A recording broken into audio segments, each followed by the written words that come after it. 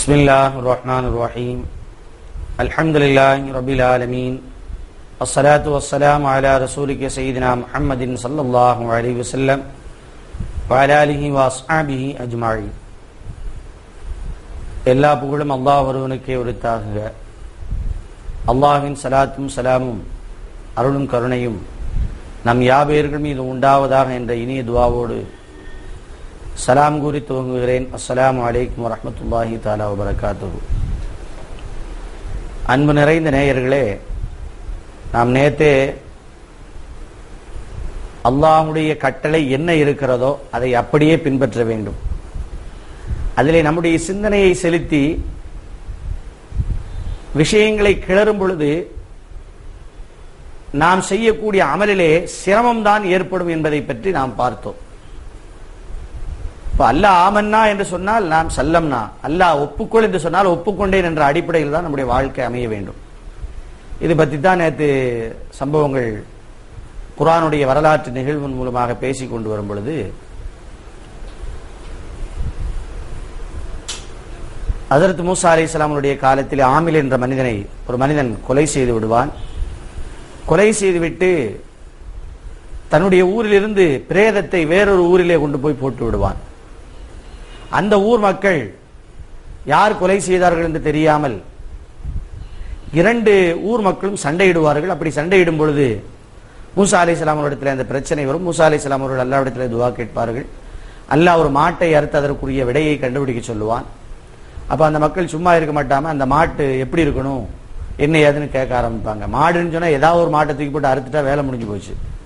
அந்த பயல என்ன செய்வானுவோ அந்த பனு இஸ்ரவேல் மக்கள் அந்த மாடு எப்படி இருக்கணும் அப்படின்னு சொல்ல, அல்லாஹ் அந்த மாடு காளை இளம் கன்றும் இல்லாம கரடும் இல்லாம இருக்கணும். அது என்ன கலர்னு இவனு கேட்க, அல்லாஹ் வெண்மையும் மஞ்சளும் கலந்த கலர்னு சொல்ல, அப்புறம் அந்த மாடு எப்படி இருக்கணும் இன்னும் எங்களுக்கு நல்லா விளக்கம் கொடுங்கன்னு கேட்க, அது உழவு உழுதுருக்க கூடாது, தண்ணி பாய்ச்சி இருக்க கூடாது, கமலை இறைச்சிருக்க கூடாது, அந்த மாட்டில் எந்த வடுவும் இருக்கக்கூடாது, நல்லா நிறைய ஷர்த்துகளை சொல்லிவிடுவான். இந்த பேரவர்களுக்கு எங்க போய் தேடுறது என்ன ஏதுன்னு கிடைக்காம போயிடும். அப்படி தேடிக்கொண்டு இருக்கும் பொழுது ஒரு இடத்துல இருப்பதாக அந்த மாட்டினுடைய தன்மை ஒரு இடத்துல இருப்பதாக கேள்விப்படுவாங்க. அந்த மாடு அவருக்கு எப்படி கிடைச்சிச்சு, அவருடைய தகப்பனார் கன்றாக இருக்கும் பொழுது கொண்டு போய் காட்டுல விட்டது.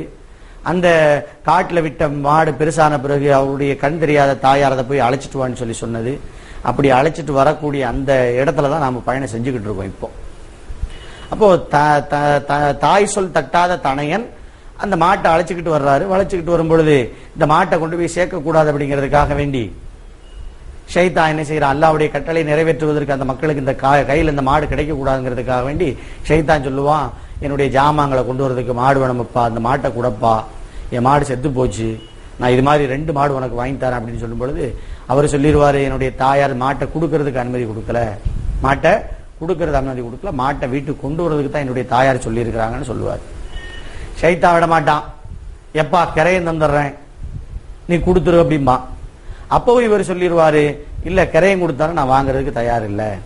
ஏன் அப்படின்னு கேட்டா என்னுடைய தாயார் மாட்டை வீட்டுக்கு கொண்டு வர சொல்லி இருக்கிறாங்க அப்படின்னு சொல்லி ஷைத்தான் இருந்து தப்பிச்சு வந்துகிட்டு இருப்பாரு. வந்துகிட்டு இருக்கும்போது ஷைத்தான் என்ன செய்வான், ஒரு பறவையினுடைய ரூபத்திலே எந்த பறவையை பார்த்தா மாடு கலையுமோ அந்த மாதிரி ஒரு பறவையினுடைய ரூபத்துல அந்த மாட்டை கலைச்சு விடுவான்.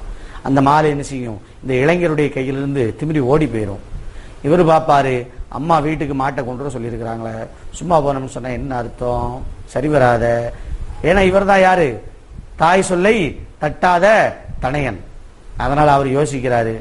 உடனே 2 ரக்காத் தொழுகிறாரு. தொழுது அல்லாஹ்விடத்துல துஆ கேட்கிறாரு, யூசுஃபுடைய ரப்பே, ஜக்கரியா அலைஹிஸ்ஸலாம் அவருடைய ரப்பே, எனக்கு அந்த மாடை நீ திருப்பக்கூடிய அல்லாஹ், திரும்ப எனக்கு அந்த மாடை வரவையா அல்லாஹ் அப்படின்னு சொல்லி கேட்கும் பொழுது அந்த மாடு அங்கங்க சுத்தி கடைசியில் மறுபடியும் அவற்றை சேர்ந்துடும். ஒரு மாட்டை பிடிச்சிக்கிட்டு நேரா தாயார் இடத்துல போவாரு.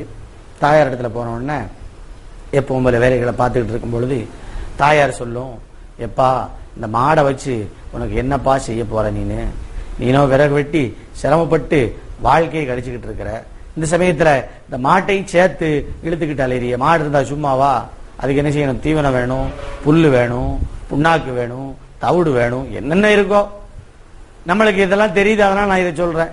அன்னைக்கு அந்த மாட்டுக்கு எது இறையா கொடுக்கணும் அந்த இறைய தேடணும். அப்ப அந்த மாட்டுக்கு இறைய போட்ட பிறகு அதுக்கப்புறமா அந்த மாட்டுல இருந்து ஏதாவது பிரயோஜனப்படணும்னு பார்த்தா அந்த மாடு என்ன மாடு? ஆண் மாடு. காளை மாடு. ஆண் மாடுன்னு சொன்ன விளங்காதுல நமக்கு. காளை மாடு. காளை மாட்டை வச்சு என்ன செய்ய? ஒரு பால் மாடா இருந்தாலும் என்ன செய்யலாம்? அதுக்கு என்னத்தையாவது ஒரு ஈத்த போட்டு கடைசியில ஒரு பாலை கீழே வாங்கி வித்து வியாபாரம் பண்ணி என்னத்தையாவது நம்முடைய வாழ்க்கையே போக்கலாம். இங்க அதுக்கும் வழி கிடையாது. காளை மாட்டை வச்சு என்ன செய்ய? அந்த அம்மா சொல்லிச்சு, எப்பா இந்த மாட்டை வச்சுக்கிட்டு எதுக்கு நீ கஷ்டப்பட்டுக்கிட்டு இருக்கிற? கொண்டு போய் இந்த மாட்டை கொண்டு போய் வித்துட்டு வாங்க சந்தையில. வித்துட்டு வந்தீங்கன்னா உன்னுடைய கஷ்டம் கூட தீருமே அப்படின்னு சொல்லி இந்த அம்மா சொல்றாங்க. அப்போ அந்த நேரத்தில் அந்த மாட்டினுடைய பொதுவாக அந்த மாடு அந்த மாதிரி ஒரு மாடு வாங்கணும்னு சொன்னா 3 தீனார் கொடுக்கணும். தீனார்னு சொன்னா தங்க காசு. காசு இன்னைக்கு நம்ம இடத்துல இருக்குத இதெல்லாம் தங்கத்தினுடைய மதிப்புல தான் நம்ம இடத்துல ஓடிக்கிட்டு இருக்கு. வெறும் 100 ரூபாய் நோட்டை வச்சிருக்கோம்னா என்ன அர்த்தம்? நம்ம இடத்துல அந்த 100 ரூபாயுடைய அளவிற்கு தங்கம் இருக்குதுன்னு அர்த்தம். நாட்டில் காசு தானே வேணும். வாட்டுக்குள்ள ரிசர்வ் பேங்க்ல இருந்து நோட்டை அடிச்சு அடிச்சு அடிச்சு அடிச்சு அடிச்சு வெளியே தள்ளினா சரியா வருமா? பொருளாதார வீழ்ச்சின்னு சொல்றாங்க. இந்த எக்கனாமிக்ஸ் படிச்சவங்களுக்கு அதெல்லாம் தெரியும். ஒரு நாட்டினுடைய பணம் எவ்வளவு அடிச்சு வெளியிடணும்னா அந்த நாட்டில் எவ்வளவு தங்க இருப்பு இருக்கோ அவ்வளவுதான் வெளியிட முடியும். நம்ம ஊர்ல நம்ம நாட்டில் லட்சம் கோடி ரூபாய்க்கு தங்கம் அரசாங்கம் வச்சிருக்குன்னு சொன்னா அந்த லட்சம் கோடி ரூபாய் மதிப்புள்ள கரன்சி தான் வெளியே விட முடியும். நம்ம இடத்துல அச்சு இருக்கு, நம்ம இடத்துல தான் எல்லாமே இருக்குத, நம்ம இடத்துல மிஷின் இருக்குத, நம்ம இஷ்டம் தானே அடிச்சு தட்டுவோண்டா எல்லா மக்களும் சும்மா வச்சுக்கிட்டு அவன் ஒவ்வொரு கெட்ட வச்சுக்கிட்டோம் அப்படின்னு விட்டா மதிப்பே இல்லாம போயிடும் அந்த ரூபாய்க்கு. அப்ப ரூபா மதிப்பு எதனால ஏற்படுதுன்னா அந்த தங்கத்தினால ஏற்படுது. கரன்சியா ஏன் இன்னைக்கு நம்மள்ட்ட புழக்கத்துல கொடுத்துறாங்கன்னா தங்கத்தை வச்சுக்கிட்டு நாம பாதுகாத்துக்கிட்டு கொண்டுகிட்டு எதுவும் செய்ய முடியாதுங்கிறதுனால அதை கரன்சியாக மாற்றப்பட்டு அது பொருளாதார நடவடிக்கைகள் ஈடுபட்டவங்க ஏற்படுத்தி அந்த ஏற்பாடுகள். ஆனா அந்த காலத்துல நேரடியான தங்கம் தான் பரிவர்த்தனைக்கு பயன்படுத்துறாங்க. அதனால 3 தங்க காசுகளுக்கு இத அன்னைக்குள்ள மார்க்கெட் வேல்யூ. மார்க்கெட் வேல்யூ என்னன்னு எல்லாருக்கும் தெரியும்ல. இப்ப மார்க்கெட் வேல்யூ தங்கத்துக்கு எவ்வளவு அப்படின்னு கேட்டா நாம எப்படி கரன்சி சொல்றோம்? 2500 ரூபாய் கரன்சி இருந்துச்சுன்னா 1 கிராம் தங்க மதிப்பு அப்படின்னு சொல்றோமா இல்லையா? அது மாதிரி அந்த மாட்டுக்கு அன்றைய மார்க்கெட் வேல்யூ சந்தை விலை நிலவரம் என்ன அப்படின்னு கேட்டா 3 தீனார் கொடுத்தா அந்த மாதிரி ஒரு மாடு கிடைக்கும். இந்த அம்மா சொல்றாங்க, இந்த 3 தீனாருக்கு யாருக்காவது கேட்டாங்கன்னா கொண்டு வித்துரு, விற்கிறதுக்கு முன்னாடி என்கிட்ட ஒரு வார்த்தை சொல்லிட்டு இல்லப்பா அப்படின்னு சொல்லி அம்மா சொல்றாங்க. அந்த இளைஞரும் அம்மா என்ன சொல்றாங்களோ அத்தனை கேட்பாங்க. அந்த இளைஞர் என்ன செய்யறாங்க? அதனுடைய அந்த மாட்டை பத்திக்கிட்டு சந்தைக்கு போறாங்க. சந்தைக்கு போய் விற்கிறதுக்காண்டி நிக்கிறாங்க. அந்த சமயத்துல அல்லாஹு தஆலா அவருடைய ஈமானை சோதிப்பதற்காக வேண்டி ஒரு மலக்கை அல்லாஹு தஆலா மனித ரூபத்திலே அனுப்பி, எப்பா இந்த மாடு என்ன ரேட்டு அப்படின்னு கேட்கறாங்க. 3 தீனாரு அப்படிங்கிறாங்க. அப்போ 3 தீனாரு கூடப்பா அப்படின்னு சொல்லி வந்த மனித ரூபத்திலே வந்த மலக்கு கொடுக்குறாங்க 3 தீனாரை. அப்ப அவரு சொல்றாரு, எங்க அம்மாட்ட போய் 3 தீனாருக்கு நீங்க கேட்கறீங்க, கொடுக்கவான்னு நான் கேட்டு ஒரு வார்த்தை வந்துடுறேன் அப்படிங்கிறாங்க. ஏன்னா அம்மா சொல்லி விட்டு இருக்கிறாங்க, நீ கொடுக்கறதுக்கு முன்னாடி என்கிட்ட கேட்டுக்கோப்பான்னு சொல்லியிருக்காங்களா இல்லையா?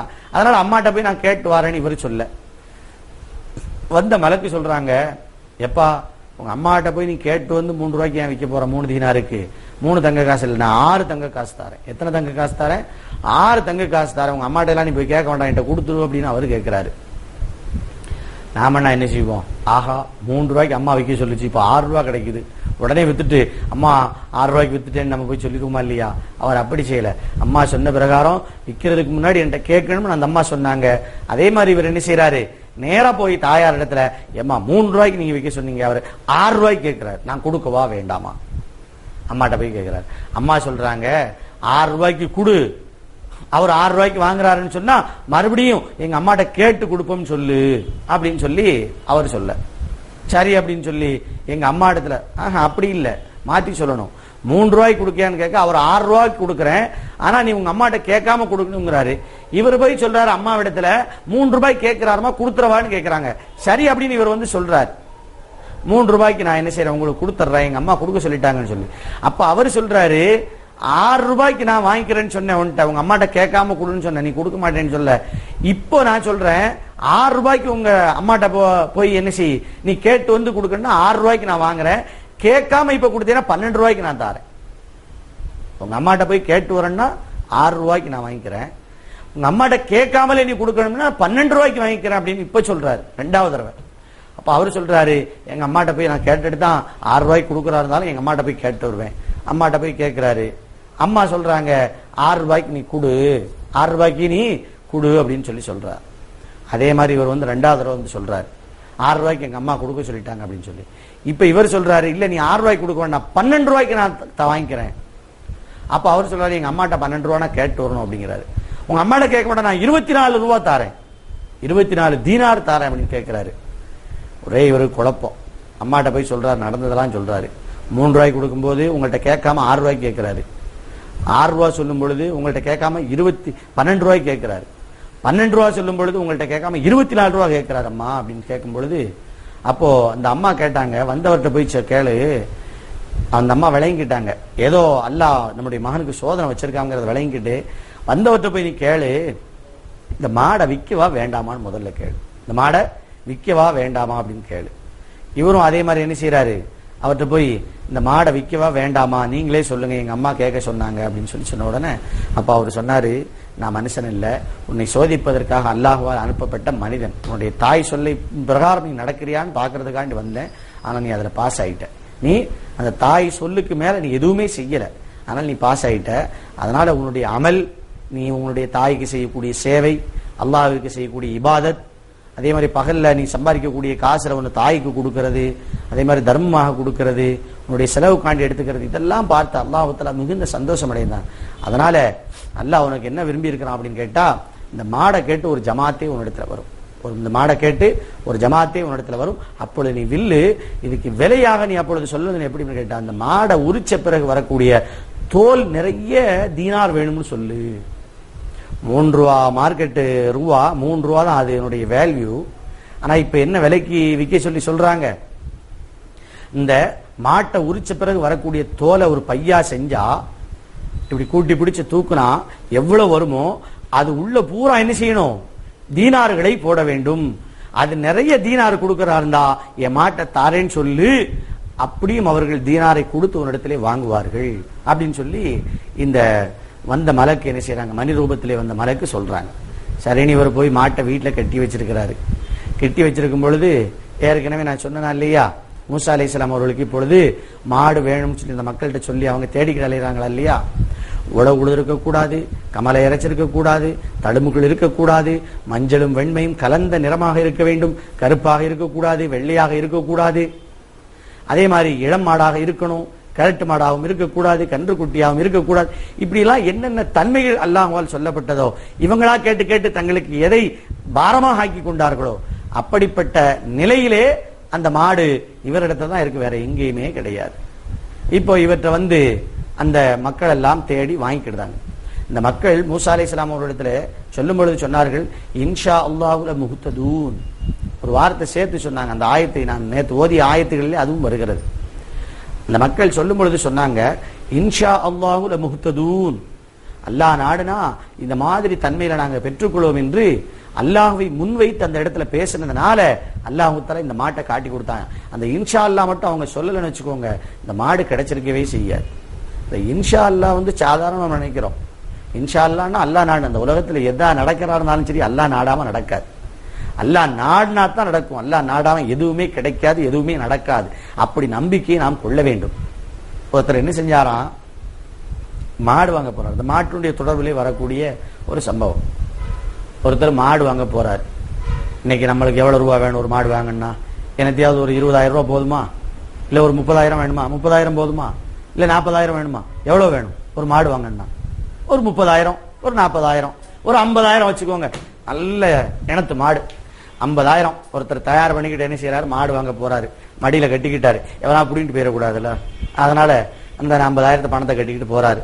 போகும்போது இடையில அவ மச்சான் ஒருத்தர் பாக்குறாரு, மாப்பிளே எங்கேயா போற, மடியெல்லாம் பார்த்தா கனமா இருக்குது, என்ன செய்தி, என்ன விவரம்னு கேட்கிறாரு.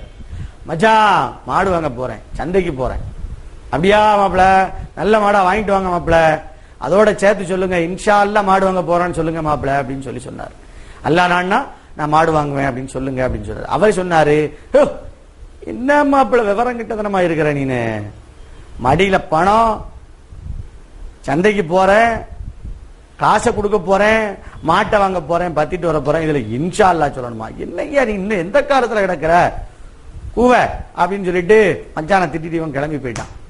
போனா அங்க சந்தை வேகமா போய்கிட்டு இருக்குது. இவனுக்கு பிடித்தமான மாடை தேடிக்கிட்டு இருக்கிறான்.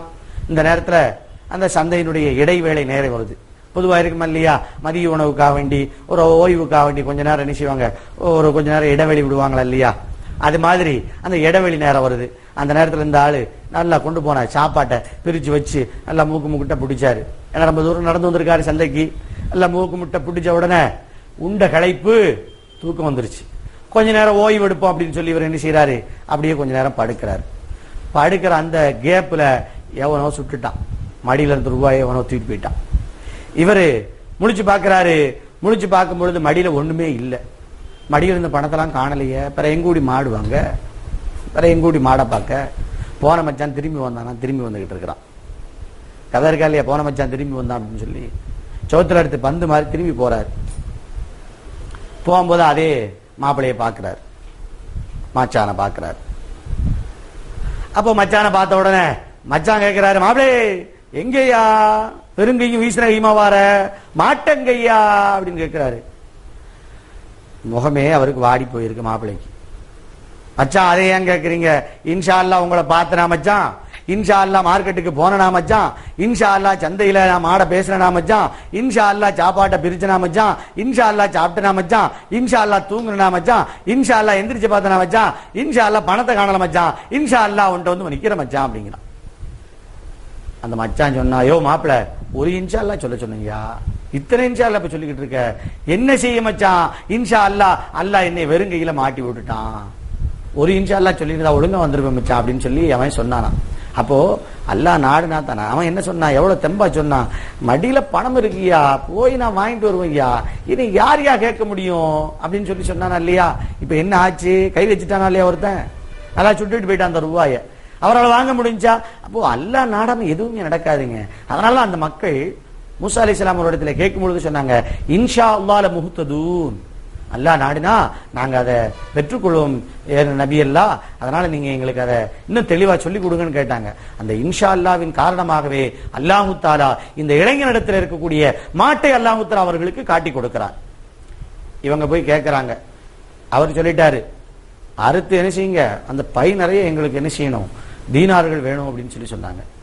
இவங்க எல்லாம் பார்த்தாங்க, 3 ரூபா மாட்டுக்கு இவ்வளவு ரூபா கொடுக்க வேண்டி இருக்குதே அப்படின்னு சொல்லி யோசிக்கிறாங்க. இருந்தாலும் இவ்வளவு ரூபா கொடுத்தாலும் பரவாயில்லை, வேற எங்கேயும் போய் மாட்டை வாங்க முடியாதுல்ல, அதனால எப்படியும் வாங்கித்தான் ஆகணும். அதனால எல்லாரும் ஆலோசனை பண்ணாங்க, ஆளுக்கு கொஞ்சம் காசை போட்டுனாலும் நாம என்ன செய்யறது, இந்த மாட்டை நாம வாங்கிடுறது, விடுறதில்லை. வாங்கிட்டாங்க. வாங்கி அறுத்து அந்த தோல் நிறைய அந்த இளைஞருக்கும் காசு கொடுத்தாங்க. அதுக்கப்புறமாக அறுத்த பிறகு அந்த மாட்டினுடைய சில பகுதிகளை எடுத்து அங்கே கிடத்தாட்டப்பட்டிருக்கக்கூடிய பிரேதத்தின் மீது அல்லாஹ் அடிக்கும்படியாக சொன்னார். அந்த மாட்டினுடைய சில பகுதியை அறுத்து அடிக்க சொன்னார். அடிச்ச உடனே அவர் என்ன செஞ்சார், அல்லாஹ்வுடைய அனுமதி கொண்டு ரத்தத்தினுடைய உடம்பிலே ரத்தம் தோய்க்கப்பட்ட நிலையிலேயே உயிர் கொடுக்கப்பட்டு எழுகிறார். அல்லாஹ்வுடைய நாட்டம், மௌத்தானவரை அல்லாஹ் தஆலா எழுப்ப வைக்கிறான். அப்போ எந்திரிச்சு அவர் சொல்றாரு, என்னுடைய சொந்தக்கார இன்ன மனிதன் தான் கொலை செய்தான் என்று சொல்லிவிட்டு அப்படியே மௌத்தா போயிடுறார், மறுபடியும் இறந்து விடுகிறார். முதல்ல இறந்துதான் இருந்தாரு, இப்பொழுது அல்லாஹ் தஆலா அந்த மாட்டினுடைய சில பாகங்களை எடுத்து அடிக்க சொல்லும் பொழுது உயிர் பெற்று எழுந்தார். தன்னை கொலை செய்தது யார் என்பதை சொன்னார். மீண்டும் அல்லாஹ்வுடைய நாட்டத்தின் பிரகாரம் மௌத்தாக ஆகிவிட்டார். கண்ணியத்திற்குரியவர்களே, அப்போ இந்த சம்பவங்களின் மூலமாக பல படிப்பினைகள் நமக்கு இருக்கிறது. முதலாவது, அல்லாஹ் தஆலா என்ன சொன்னா, மாடை நீங்க வாங்கி அறுத்தீங்கன்னா இந்த விடை கிடைக்கும்னு சொன்னான். அதே மாதிரி அவங்க செஞ்சிருந்தாங்கன்னா ஏதோ ஒரு மாடு, கிழட்டு மாடோ அல்லது கண்ணுக்குட்டியோ கருப்போ வெள்ளையோ எந்த மாடா இருந்தாலும் சரி வேற முடிஞ்சிருக்கும். இவனும் அதுல போய் நோண்டானுவ, அந்த மாட்டோட வயசு என்ன, அந்த மாட்டோட கலர் என்ன, அந்த மாட்டினுடைய தன்மை என்ன, எங்களுக்கு இன்னும் புரியல அப்படின்னு சொல்லி நோண்டி நொங்கெடுத்தான். அல்லாவும் அதே மாதிரி ஆக்கி போட்டான். சாதா மாடுன்னு சொல்லி அல்லாஹ் தஆலா சொன்ன மாதிரி இவங்க கேட்டிருந்தாருன்னா 3 தீனாரோட முடிஞ்சிருக்கும். இப்போ 3000 30,000 லட்ச தீனார் அது உள்ள போட வேண்டியிருக்கு. வேற என்ன செய்ய, மாட்டு தோல், அந்த மாடு நல்ல ஜமீனான மாடு, நல்ல கொழுத்த மாடு, அவ்வளோ இதுவும் போட்டு தான் வாங்க வேண்டியிருக்கு. அப்போ அல்லாஹ் என்ன சொல்றானோ அதன் பிரகாரம் நடப்பதில் தான் இவ்வுலக மறுவுலக வெற்றி இருக்கிறது. இது ஒரு பாடம். இன்னொரு பாடம், பெற்றோர்களுக்கு நாம் பணிவிடை செய்வது. பெற்றோர்களுக்கு பணிவிடை செய்வதன் மூலமாகத்தான் நம்முடைய ஈடேற்றம் இருக்கிறது என்பதை இந்த சம்பவத்திலே, இந்த மாட்டை வளர்த்த வாலிபருடைய சம்பவத்திலே நமக்கு விளங்குது. தாய் சொல்லை தட்டாத தனையனாக இருந்ததின் காரணமாக 3 ரூபாய்க்கு போற மாட்டை அல்லாஹ் தஆலா எப்படி வித்து கொடுக்கிறான் பாருங்க. அந்த உதவியும் அல்லாஹ் தஆலா அதிலே கொடுக்கிறான். அதோடு இன்ஷா அல்லாஹ் சொன்னதின் காரணமாகத்தான் இந்த மாடு கூட அவர்களுக்கு கிடைத்ததாக தஃசீரிலே எழுதப்பட்டிருக்கிறது. பெற்றோர்களை பற்றி குர்ஆன்ல எவ்வளவு வருது தெரியுமா? உஃபிம் வலா தன்ஹருஹுமா வகுல் லஹுமா கௌலன் கரீமா வகலா ரப்புக அல்லா தஅபுது இல்லா இய்யாஹு வபில் வாலிதைனி இஹ்சானா. வகலா ரப்புக அல்லா தஅபுது, அல்லாஹ் உங்களுக்கு கடமையாக ஆக்கிவிட்டான், அல்லா தஅபுது, அல்லாஹ் அல்லாதவர்களை வணங்கக்கூடாது. வகலா ரப்புக அல்லா தஅபுது இல்லா இய்யாஹு வபில் வாலிதைனி இஹ்சானா, அல்லாஹ்வை வணங்கக்கூடியவனாக நீ மாறிவிட்டால் உன்னுடைய பெற்றோர்களுக்கு நல்லது செய்து வாழ வேண்டும். இம்மா யபுலுகன்ன இந்தகல் கிபரு அஹதுஹுமா, இருவரிலே ஒருவரோ இருவரோ முதுமையை அடைந்து விட்டால் வலா தகுல் லஹுமா உஃபின், சி என்று கூட சொல்லி விடாதே அந்த பெற்றோரை. வகுல் லஹுமா, அந்த ரெண்டு பேற்றையும் சொல்லணும் கௌலன் கரீமா, நற்குணம் நிறைந்த நல்ல பண்புடைய வார்த்தைகளையே நீ சொல்ல வேண்டும். அப்படி சொல்லுவதுதான் உனக்கு இந்த உலகத்திலும் மறு உலகத்திலும் நிறைய வெற்றிகளை பெற்றுத்தரும் என்று அல்லாஹ் குர்ஆனிலே சொல்லுகிறான். ஆனா இன்னைக்கு அது கிடக்கு. எது? யாரை பார்த்து? தகப்பனாரு ஏதாவது புத்தி சொன்னா அது கிடக்கு.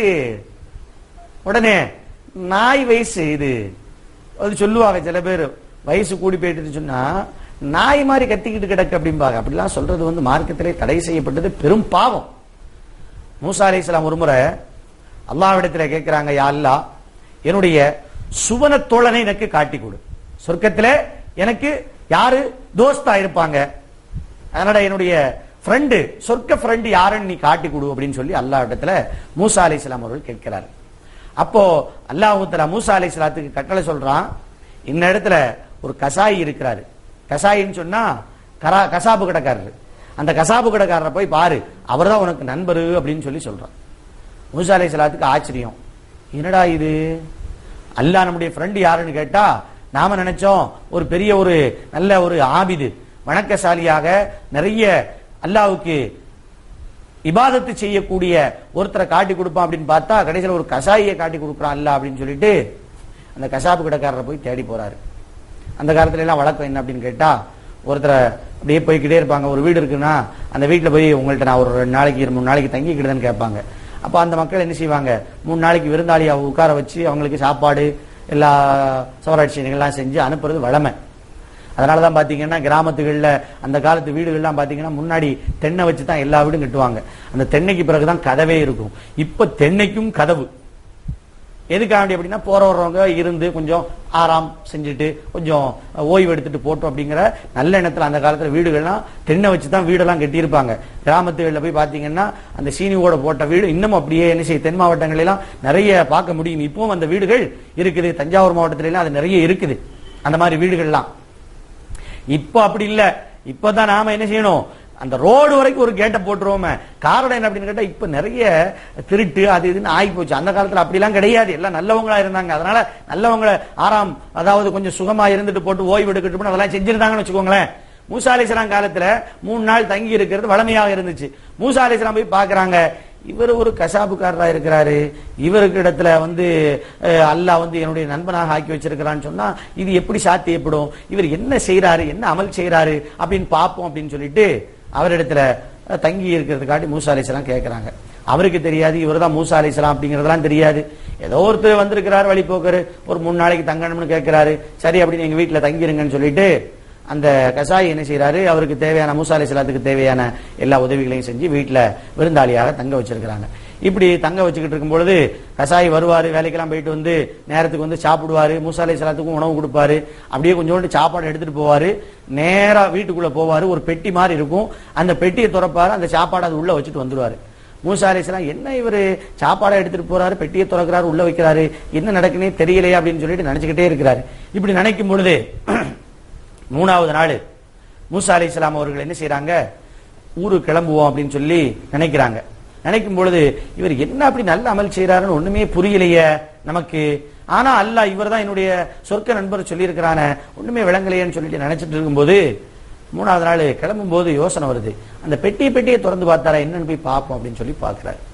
உள்ள போய் பார்த்தா அந்த பெட்டிக்குள்ள அவர்களுடைய வயது முதிர்ந்த பெற்றோர்கள் இருக்கிறாங்க உள்ள. மூசா அலைஹிஸ்ஸலாத்தை பார்த்தோன்னா அந்த பெற்றோர்கள் கேட்டாங்க, நீங்க யாருங்க, புதுசா தெரியுது அப்படின்னு சொல்றாங்க. அப்போ அவங்க மூசா அலைஹிஸ்ஸலாம் சொன்னாங்க, நான் தான் அல்லாஹ்வுடைய நபி, அல்லாஹ்விடத்துல நான் கேட்டேன் என்னுடைய சொர்க்க நண்பர் யாருன்னு கேட்டேன். அப்படி கேட்கும் பொழுது அல்லாஹு தஆலா என்ன செஞ்சான், சொர்க்கத்தினுடைய நண்பராக மூசா அலைஹிஸ்ஸலாத்துக்கு எனக்கு சொன்னா, அந்த உங்களுடைய இந்த வீட்டில் இருக்கக்கூடிய இந்த கசாயை தான் அல்லாஹ் சொன்னா, அதான் நான் பார்த்தேன், ஆனா அப்படி ஒரு நல்ல அமல் செய்யற மாதிரி ஒன்றும் தெரியல அப்படின்னு சொன்ன உடனே அந்த பெற்றோர்கள் மூசா அலைஹிஸ்ஸலாத்து அல்லாஹ்வுடைய நபிங்கிறத தெரிஞ்சுக்கிட்டு ரொம்ப சந்தோஷமா பேசிக்கிட்டே இருக்கிறாங்க. பேசிக்கிட்டே இருக்கும் பொழுது 2 பேருக்கும் ரூஹு போயிருக்கு, 2 பேரும் இறந்து போயிடுறாங்க. மூசா அலைஹிஸ்ஸலாம் அதிர்ச்சி ஆயிடுறாங்க, என்னடா இது பேசிக்கிட்டு இருந்த 2 பேரும் இறந்து போயிட்டாங்களேன்னு சொல்லி. கசாய் திரும்பி வராரு, திரும்பி வந்து பாக்குறாரு, அந்த மூசா அலைஹிஸ்ஸலாம் இருக்கிறாங்க, அந்த பெட்டியும் திறந்திருக்குது. உள்ள போய் இவர் பாக்குறாரு, உள்ள அவங்க பெற்றோர்கள் இறந்திருக்கிறாங்க. மூசா அலைஹிஸ்ஸலாத்துக்கு ஏற்கனவே கிளி பிடிச்சிருச்சு, வந்தாருன்னா நம்மளை என்ன செய்ய போறாரோ, 2 பேரும் இறந்து போயிட்டாங்க, நம்மளை இன்னும் பண்ணிடுவாரோ அப்படின்னு சொல்லி இவங்க கிளி பிடிச்சு போய் இருக்கிறாங்க. இவரு உள்ள தன்னுடைய பெற்றோர்கள் இறந்திருப்பதை பார்த்துட்டு அப்படியே டக்குன்னு திரும்பினாரு. திரும்பி மூசா அலைஹிஸ்ஸலாத்தை பார்த்து கேட்டாரு, நீங்க மூசாவா அப்படின்னு கேட்டாரு. ஆனா மூசா அலைஹிஸ்ஸலாம் வந்து தான் நபிங்கிறதோ மூசாங்கிறதோ அவருக்கு தெரியாது, ஏற்கனவே சும்மா வந்தாங்க, தங்கி இருக்கிறாங்க. டக்குன்னு திரும்பி பார்த்து நீங்க மூசாவா அப்படின்னு கேட்கிறாங்க. மூசா அலைஹிஸ்ஸலாம் ஏற்கனவே பயத்துல இருக்கிறாங்க, ஆமா அப்படின்னு சொல்லி சொன்னாங்க. உடனே அவர் கட்டி பிடிச்சு சொன்னாரு, என்னுடைய பெற்றோர்கள் துவா செய்து கொண்டே இருந்தார்கள், யா அல்லாஹ் எங்களுடைய ரூஹு போறதுக்கு முன்னாடி மூசா அலைஹிஸ்ஸலாத்தை சந்திக்கணும், அந்த மூசா அலைஹிஸ்ஸலாத்தோட என்னுடைய மகனையும் நீ சேர்த்து வைக்கணும்னு சொல்லி துவா செஞ்சுக்கிட்டே இருந்தாங்க. இப்ப அவங்க இறந்துட்டாங்க, அப்படி இறந்திருக்காங்கன்னு சொன்னா அவங்க மூசா அலைஹிஸ்ஸலாத்தை சந்திச்சிருக்காங்கன்னு அர்த்தம். அதனாலதான் நான் அவங்களை மூசா அலைஹிஸ்ஸலாமான்னு கேட்டேன் அப்படின்னு சொல்லி சொன்ன உடனே மூசா அலைஹிஸ்ஸலாத்துக்கு அப்பதான் உயிரே வந்துச்சு. ஆமாப்பா நான் தான் மூசா அப்படின்னு சொன்னாங்க. அதோடு இந்த செய்தியும் சொன்னாங்க, உன்னுடைய பெற்றோர் கேட்ட துவாவின் பிரகாரம் அல்லாஹ் தஆலா சொர்க்கத்திலே உன்னை என்னுடைய நண்பனாக ஆக்கி வைத்திருக்கிறான், அதை பார்க்கறதுக்காகத்தானப்பா இப்பொழுது தூரம் வந்தேன் அப்படின்னு சொல்லி மூசா அலைஹிஸ்ஸலாம் அவர்கள் சொன்ன வரலாறும் இருக்கிறது என்று சொன்னால், அந்த பெற்றோர்களை நாம் எவ்வளவு பேண வேண்டும் என்பதை நாம் விளங்க வேண்டும். அல்லாஹ் சொன்னதின் பிரகாரம் பெற்றோரை நாம் பேண வேண்டும், அல்லாஹ் சொன்னதின் பிரகாரம் பிற அமல்களையும் நாம் செய்ய வேண்டும். வல்ல ரஹ்மான் அப்படிப்பட்ட நல்ல வாய்ப்பை வழங்கி அவனுடைய உதவியை பெறக்கூடிய மக்களாக நம்மை ஆக்குவானாக. வாஹிரு தாவானா அல்ஹம்துலில்லாஹி ரப்பில் ஆலமீன். அஸ்ஸலாமு அலைக்கும் வரஹ்மத்துல்லாஹி தஆலா வபரகாத்துஹு.